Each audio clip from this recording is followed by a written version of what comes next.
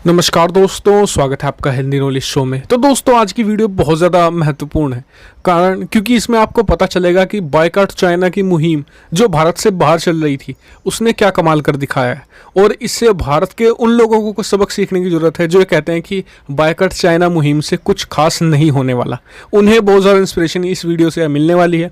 इसके अलावा दो भारतीय कंपनियों ने कैसे 200 चीनी कंपनियों का, जिनके पास भारी भरकम पैसा था, कोई भी उनके पास रिसोर्स की कमी नहीं थी, चीनी सरकार का बैकअप था, उसके बावजूद 200 जो चीनी कंपनियों को सामान बांधकर भागना पड़ गया चीन से, सिर्फ दो भारतीय कंपनियों की वजह से। डिटेल से बताऊंगा और इस वीडियो को मेरे हिसाब से आप जरूर शेयर कीजिएगा, कम से कम 2 लोगों के साथ, ताकि मतलब कि उन लोगों के साथ जरूर शेयर कीजिएगा जो लोग कहते हैं कि जो बायकॉट चाइना मुहिम है उससे कुछ खास फर्क नहीं पड़ने वाला। ये और इससे साथ ही आपको ये भी पता चलेगा कि क्वांटिटी और क्वालिटी में क्या बड़ा डिफरेंस होता है, क्यों क्वालिटी हमेशा महत्वपूर्ण होती है क्वांटिटी के, और जो चीन अफ्रीकी लोगों को गरीब समझकर जो खराब चीज़ें बेच रहा था उसे वहाँ से कैसे सामान बांध कर भागना पड़ गया। चलो उस वीडियो को हम शुरू कर लेते हैं। तो दोस्तों, हुआ क्या अफ्रीका में, आपको बताऊं कि अब से 10 साल पहले की मैं आपको बात बताऊं, चीन में चीनी कंपनियां ने अफ्रीका में जाना शुरू किया। भारी भरकम उनके पास पैसा था, सरकार का बैकअप था और उन्होंने अफ्रीका में एक तरीके से लूट खसोट मचाना शुरू कर दिया। 10 साल पहले की बात कर रहा हूँ। और जो 2 व्हीलर मार्केट था वहाँ पर चीनी कंपनियों का कब्जा हुआ करता था। करीबन 200 चीनी कंपनियाँ अफ्रीका में एक्टिव थी, पूरे अफ्रीका कॉन्टिनेंट में। ऐसे में फिर 2 भारतीय कंपनियों की एंट्री होती है, टीवीएस और दूसरी कंपनी थी बजाज ऑटो। दोनों ने एंट्री ली अफ्रीकी मार्केट में और 10 साल बाद आज रिजल्ट देखिए क्या है। 50% मार्केट, आप स्क्रीन पर जरा रिपोर्ट देखिए, इकोनॉमिक टाइम्स की रिपोर्ट है, कल ही आई है, कि 50% पूरे अफ्रीका कॉन्टिनेंट का, पूरे मतलब कि महाद्वीप की बात कर रहा हूँ मैं, 50% मार्केट भारत की 2 कंपनियों के हाथ में है।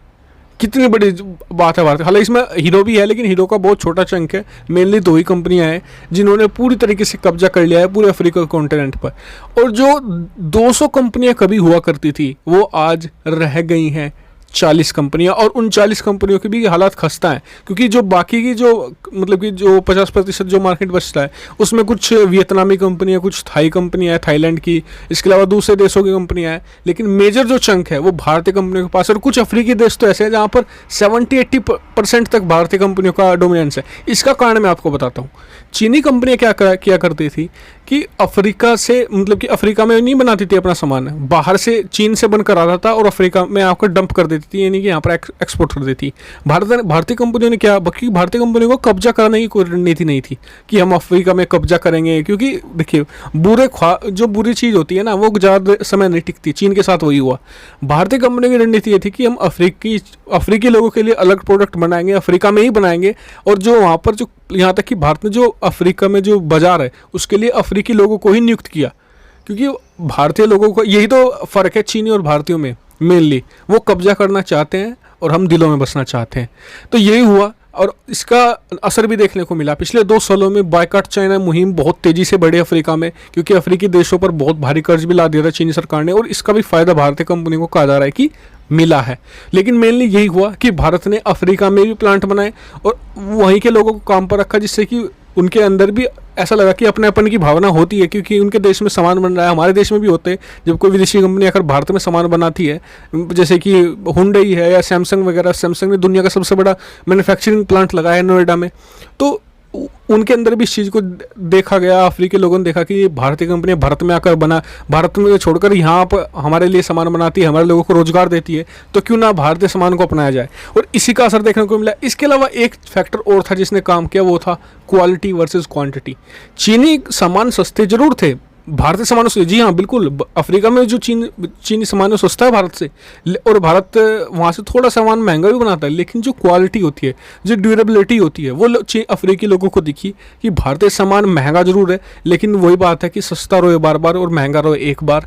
अफ्रीकी लोगों ने भारतीय सामानों को खरीदना इसलिए पसंद किया क्योंकि क्वालिटी मैटर करती थी, और क्वालिटी भारतीय सामानों की बहुत बेहतर थी, क्योंकि चीनी प्रोडक्ट तो ज़्यादातर मेड ऑफ प्लास्टिक होते हैं, इसलिए वो सस्ते होते हैं, हल्के होते हैं, लेकिन भारतीय सामान बिल्कुल रगड़ थे और इसलिए भारतीय सामानों को ज़्यादा खरीदा गया। शुरुआत में कमजोरी थी, शुरुआत में भारतीय कंपनियां पिछड़ रही थी क्योंकि महंगा सामान था, लेकिन जब कुछ लोगों ने खरीदा, उन्हें इस्तेमाल किया, फिर जो मतलब कि वो कहते हैं कि नहीं कि माउथ प्रमोशन, यानी कि एक आदमी ने खरीदा, उसने कहा कि सामान बहुत बढ़िया, महंगा जरूर है लेकिन सामान बढ़िया है, इसका फ़ायदा भी भारतीय कंपनी को बहुत मिला है।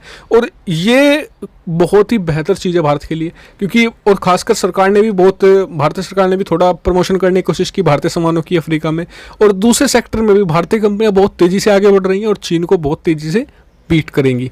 तो इस पर आपका क्या कमेंट है, कमेंट करके जरूर बताएगा। साथ ही इस वीडियो को शेयर जरूर कीजिएगा। मैं हमेशा वीडियो शेयर करने की बात नहीं कहता, लेकिन मुझे लगता है कि वीडियो शेयर जरूर करनी चाहिए, ज़्यादा से ज़्यादा लोगों तक ये खबर पहुंचनी चाहिए। जितना आप व्हाट्सएप पर शेयर करें, इसे जरूर कीजिएगा। तो फिलहाल इस वीडियो में इतना ही। Thank you much for watching video. Keep subscribe, keep share, keep support.